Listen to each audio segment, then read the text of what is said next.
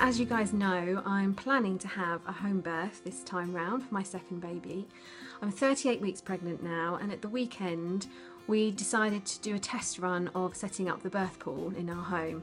So my husband and my sister, who are both my birth partners, set it all up whilst I stood on the sidelines and tried to remain very relaxed about it all, and it went really, really well. It was really easy. There were some top tips actually that came out of it all, which I thought would be really useful to share with you and pass on. So here they are, and here's some lovely pictures from the weekend of us and the family just enjoying setting up the birth pool ready for our baby's birth.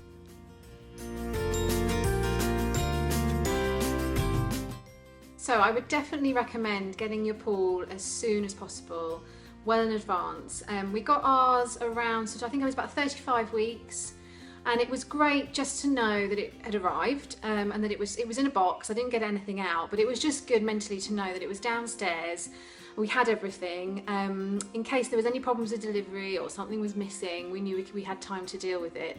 We got ours from a company called Pool in a Box, which I definitely recommend. They don't hire out pools, so you do have to buy them, but you can just buy the pack. You buy everything that you need, so you don't even have to think about ordering in all the bits. It comes with, you know, the thermometer, the sheet that you put in, a sieve, and lots of other bits, the hose and things. So it's all there, you don't have to think about it. So yeah, get it well in advance.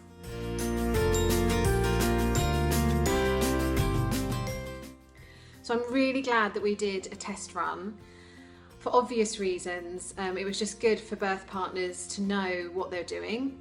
Obviously you're getting everything out of the box, you're reading instructions, and that's going to be the last thing you're going to want to do when your partner goes into labour. So definitely recommend doing that. And also when we'd finished doing the test run, we realised that we'd used the hose, and on the packet it had said only use once. So my husband's now bought another hose ready for birth. But things like that, you know, just little things can just throw you off a bit, and the next thing you know, you might have to put another order in for something. So it's definitely worth doing a test run to put her mind at rest, put the birth partner's mind at rest, and just to ensure that you can do it really smoothly on the day.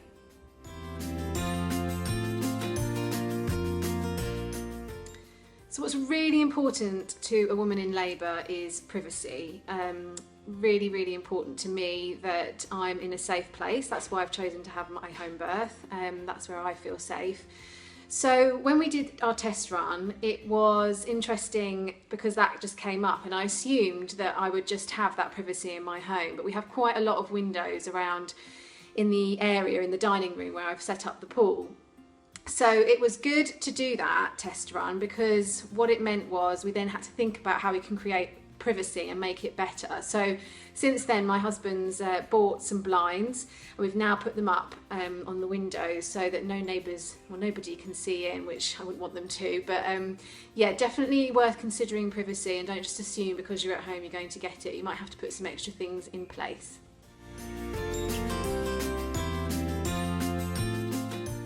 Finally, fill that birth pool up and get in and enjoy it. I didn't plan to do that, and at the last minute the water looked so gorgeous and it was at the perfect temperature.